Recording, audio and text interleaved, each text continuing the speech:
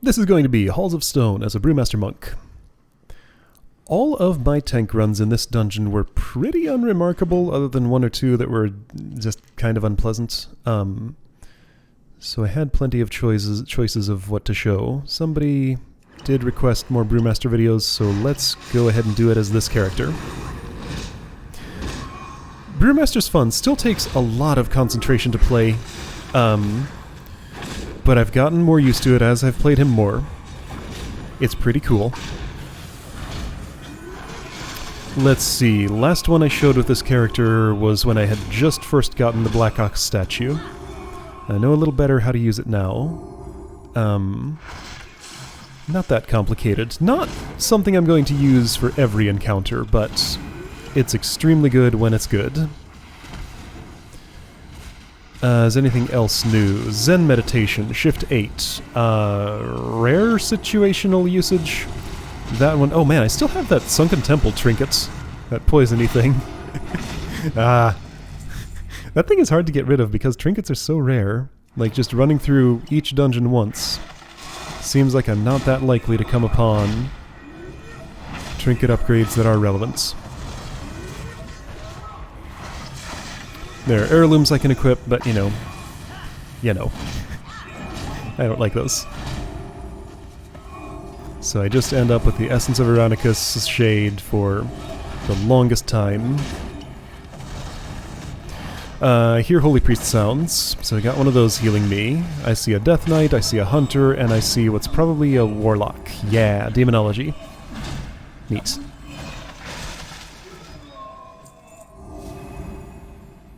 $72. Okay, yeah, so not much will have changed here.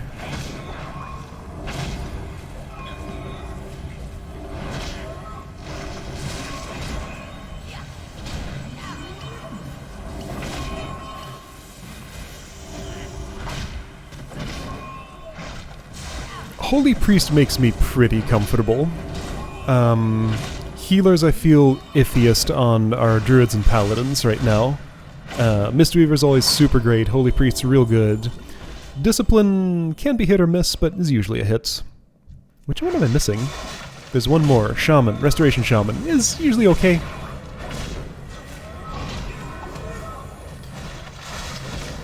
But yeah, like Restoration Druid and Brewmaster just don't really work that well together. So I hope I don't get that combination, but I do end up getting it a lot with this character, because a lot of people play Restoration Druids.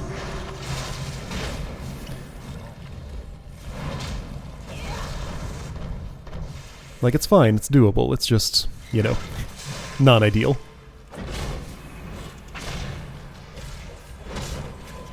So Crackling Jade Lightning, I figured out just recently, more recently than I played this, I think, that actually costs energy to use. So I've actually kind of stopped using it just to sort of tag something far away. It deals like no threat, so it's just like if I want to get something's attention far away, yeah, summon a Black Ox statue because I saw a whole bunch of yellow target frames there. That's when I summon that thing. If there are things far away from me, and I can't keg smash and get them all right away, I'll summon a Black Ox statue right around where they are so that it can pick up the threat. It has a health bar. Things will attack it and eventually kill it, so it won't last forever, but it's just like a second thingy that can take pressure off of me or pick up threat in some place far away. It's a very good tool. It's super neat. Like a second little tank I keep in my pocket and I can just plop out in the world. And doesn't have a very long cooldown on it. Like, it's already up again. I could put another statue. It does get me in trouble. Let's see, this is a run I won't end up showing. I took this character to Halls of Lightning, and in that spot where there's a furnace full of dudes who destroy your armor if you stay there for too long, I put up the statue to attract their attention while I moved through it. Then walked off forgetting about it. Then, by surprise, much later, a bunch of those showed up and caused a party wipe because they had been beating on my statue, still spawning down there. Then they found their way to me. So it's a dangerous tool if you misuse it. I learned that right there. But it's very good for lots of things. I kind of understand why it's left for so late, because There's a lot to get used to as a Brewmaster. It's a very challenging spec to play, I'd say. So yeah, like, it makes sense that I don't have that many tools and they're introduced gradually. But yeah, I'm glad this one is here. It's great. Good for lots of stuff.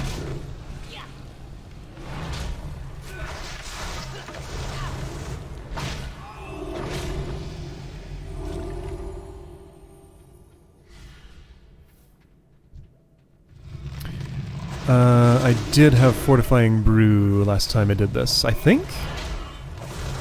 My Shift 4? Yeah, I think I did. Right, I talked about this. It's a little different from Mistweaver's Fortifying Brew. I don't end up using it a whole lot. It has a 7-minute cooldown on it? Yeah, 7 minutes. Which is not great. It's the only button I can press other than Purifying Brew to actually take less damage. Well, okay, so this Zen meditation. Right, I didn't finish talking about that. Okay, so yeah, Fortifying Brew is up. I'm made of stone now. So Zen meditation, very strange. So it's a channeled, just like... So I press Shift 8, and my character would sit down and start meditating, taking 60% less damage from everything. Moving or attacking cancels the meditation, so it's like a button that I would press if there's going to be unavoidable environmental damage coming, and I want to take 60% less damage from it. You know, 60% is very significant, but... Oh, my statue was still there. I clicked to get rid of it, and it stuck around for a while. Eventually it fades away, but yeah, clicking to get rid of it's not very quick. This spot is always a mess. I probably could do it better than... I always sort of give in to the temptation to try to pull one around this corner and try to get them grouped up here. It never works. Like, I get 2 groups, and then the third group, oh, but I have a Black Ox statue, so I can have it take the pressure off of me. I need to learn to handle this spot better, because, like, I always do the same thing, and it's always a problem. Like, look at this. I have a big mess here to clean up. And I don't have great tools for doing it. Death Knight, use Death Grip, that's great. They all want to cast things. Used my bag of tricks on myself, still barely surviving. Holy Priest's working real hard. Hitting me with that flash of light. Sorry, no, that's a paladin thing. Flash heal. And just barely keeping me up. This is completely my fault. Why do I do this? I don't know, it's so tempting. That just seems like the obvious way to do it, but it never works. And I just don't learn somehow. So how would you do that properly then? Like, if you don't do it like that... Those groups of dudes are close enough to each other that, you know, running in and attacking them directly would of course get them on you. Pulling them off to the side, I mean... I guess if you had the group coordination to, you know, absolutely not touch them and absolutely don't cast a single healing spell until they're repositioned fully around the corner, then you can control their position that way. But that never happens. Somebody's going to cast a healing spell, a hunter's going to shoot an arrow or something, you know, because you have to wait a long time for them to, like, finish their attempt at casting lightning bolts, then decide to run to my location, and that's just longer than anyone in the Dungeon Finder ever waits. So yeah, I guess I'm learning. I just don't really know what to do in that spot, other than, you know, pull a significantly larger amount of damage onto myself than I've had throughout the rest of the dungeon, and stress out my healer. That's just what always happens there. So what do you do there?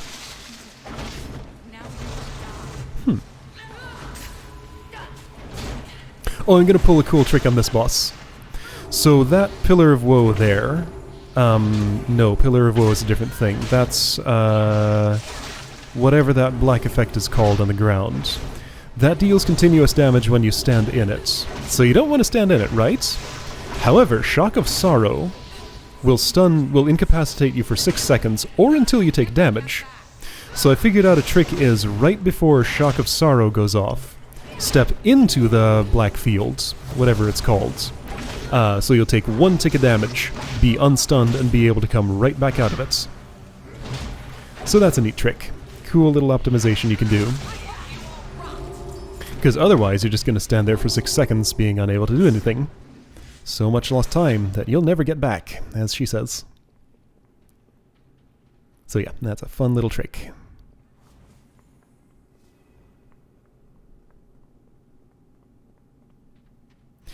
And now we come up on the part of this dungeon that just takes way too long and nobody likes.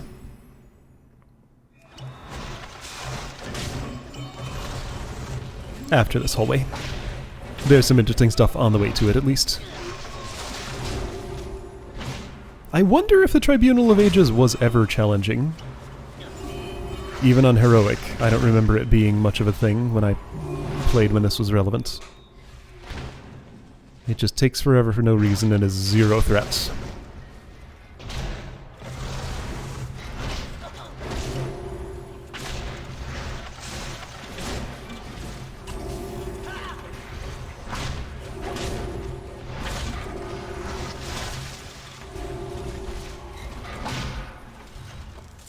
If you have engineering, you can use it on those constructs to dismantle them and get parts and possibly recipes. Pretty sure my paladin got a unique recipe there that I didn't have before. Yeah, it was Jeeves, the little robot you can summon to do repair stuff. I don't have the skill to make a Jeeves yet, but I have the recipe now, and it was because I dismantled one of those. Engineering is a trade skill I've been really neglecting, I guess. She also does jewel crafting, and that's where all of my ores have been going for her. But engineering, I don't know, engineering didn't seem all that interesting. I sort of just have it because it's one of the professions I had not paid attention to. I see this warlock burning rushing toward Bran. I guess I should assume he's just doing the same thing I'm doing. I want to be sure to pick up the quest before anybody clicks that moving people on to the next part of the dungeon. So I try to share, just in case anybody needs it to be shared. But everybody did manage to pick it up, so that's great. It's kind of like Thrall in the Escape from Durnhold. Oh boy, what am I doing? So Bran ran in to attack this thing. I have learned just how incredibly dangerous just one of these things at a time is, making absolutely sure to get just one. There's like this empowered effect. Yeah, my stagger was in the red for a moment there.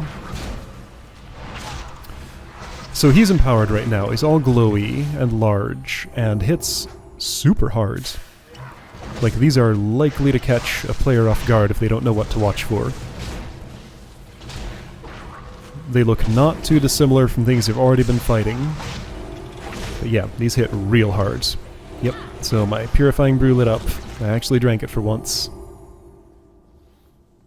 To get rid of that red stagger. Okay, so Bran didn't decide to get into combat with that. Having seen that line of dialogue means as soon as he's out of this combat, he'll be available for talking to start the Tribunal of Ages, so we won't have to wait for that. So that's nice. If he'd gotten in combat first, we'd have to wait longer. And there's enough waiting here already.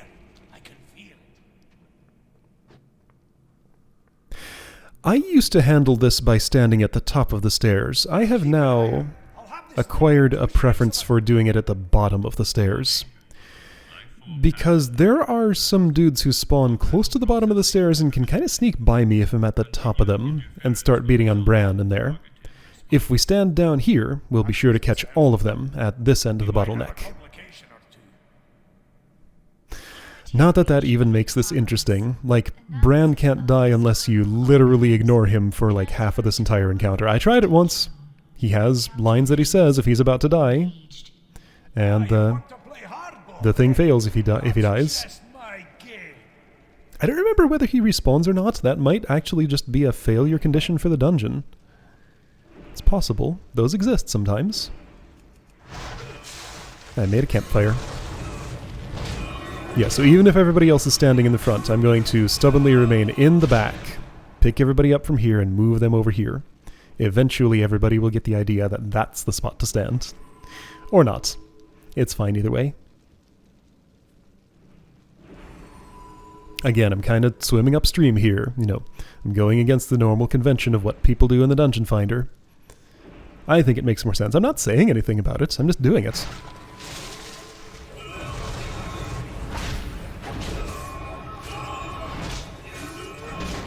Communicating tactics just doesn't always make sense. It just makes more sense to just do it in this particular environment. And yeah, when I'm out here, there's also a lot more room to move away from the... Well, the purification or sanitization beam doesn't matter, but the... being near a campfire increases my versatility by 1. Isn't that nice? Yeah, so that thing right there, I can see it coming and avoid it. I forget what it does when it lands on near someone. It applies some sort of debuff that is real annoying to have, but I forget why. Does it decrease damage done? Or it doesn't look like anybody's taking damage. Maybe it didn't actually land on anyone. I just remember that that thing is something I really want to avoid getting on me, and it's hard to see and avoid it if I'm way up top of the stairs. Yeah, like I can just walk out of the way. That big sort of translucent purple orb thing. Because, you know, my camera's pointing away from the place where it originates. Alright, having to come up here because that was standing there. Warlock put down a soul well, that's nice. I should get myself a health stone. I have a space on my second action bar for it. And being a Brewmaster, I totally use those and healing potions kind of all the time. Any other tank I can kind of ignore them most of the time, but like Brewmaster needs every tool available. Got a health stone. Not in this dungeon, but you know, in other ones.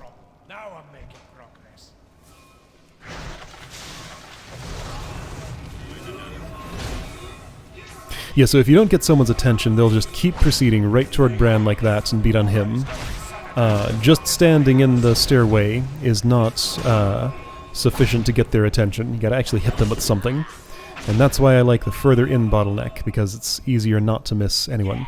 One thing I don't like about it, though, is like if I put my camera at the angle it was at a moment ago, I get this like super bright thing taking up most of the screen.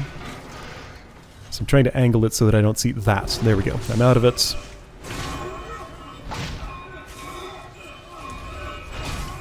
Yeah, this encounter is just so many kinds of annoying.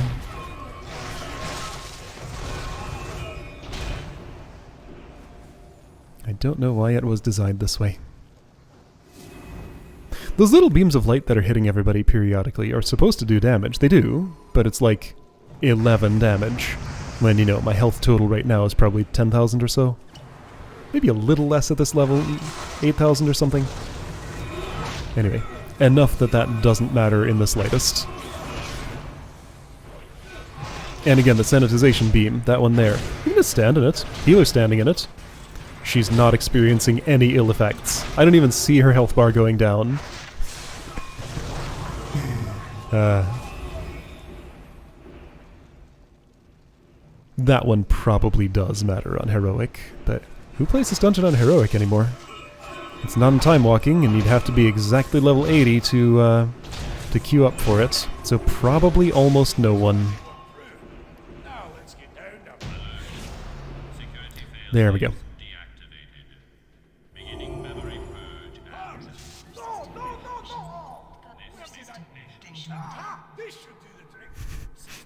Little impatient there, Warlock.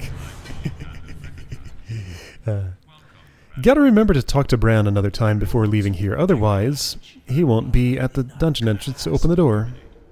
You can walk back, you can teleport out and come back. Teleporting out is a little quicker, and the actual reason I like doing this, other than just getting here quicker, is that it routes me straight past this quest giver with both of the quests done, so that I can just turn those in, then turn the one in by Sione the Iron Shaper here to the left, and just be able to leave the dungeon right then. But, you know, just getting here quicker is also a nice bonus. I didn't say anything. Nobody's saying anything except for minor complaints about the Tribunal of Ages. So I'll just wait for people to get here when they get here. So I'm avoiding that pack of dudes there, talking to Bran to have him open the door early, just because he takes a moment to open it. The hunter, who's just caught up with me, wasn't quite as aware that those were right around the corner. To be fair, they were right around the corner. I tried to use paralysis because I wasn't sure how far behind my healer was, but, you know, a shot was already in progress from this goblin here, so... My goblin, those are not common to see. It was fine. Not a problem. If I were playing a paladin or a druid, I'd just be like, oh yeah, I'll solo this group no problem. I have frenzied regeneration, I have Light of the Protector. Easy. Brewmaster? Got Bag of Tricks because I'm a Volpera. You know, it'll heal me for like 12% of my health or something. I got Healing Spheres every once in a while, but yeah, soloing as this class, not so great. In a few levels I'll get access to Healing Elixir. The level 75 Brewmaster talent row is complicated. I tried all 3 of them in a dungeon. I'm still honestly not sure which one I like better, so you can get Healing Elixir, which is just like the Mistweaver's Healing Elixir. Did I place my Black Ox statue? I did. It's there on left stairway. Alright, Lightning Ring, move out of that. Picking up anybody who comes down there, hopefully. Yeah, anyway, so I get Healing Elixir, which is just like the Mistweaver's one. Instantly restores 15% of my health, has 2 charges, so I can just have 30% of my health back with that, and it recharges pretty quickly. That one's pretty nice. There's also Dampen Harm, which gives me a second button I can press to take less damage. For like 6 seconds only, though. So, you know, it's nice, but it just doesn't last super long. And then the other one is a passive increase in the length of my stagger. Internet says that's the best one, but I think for what I do, I don't necessarily agree, just because, like, longer stagger means I'll still take the damage. It just gives my healer a larger buffer to deal with it, but they'll still have to deal with the damage. It's still coming unless I purify. Oops, I picked a topic that took me way past the end of the dungeon. It's fine. Anyway, Healing Elixir is the one I end up liking best of those. Other 2 are also possibly good choices, but it's complicated. It depends. So I do end up taking Healing Elixir. So next time you see this character, he'll probably be level 75 or more and have an actual good self-healing tool. Alright, I'll see you next time.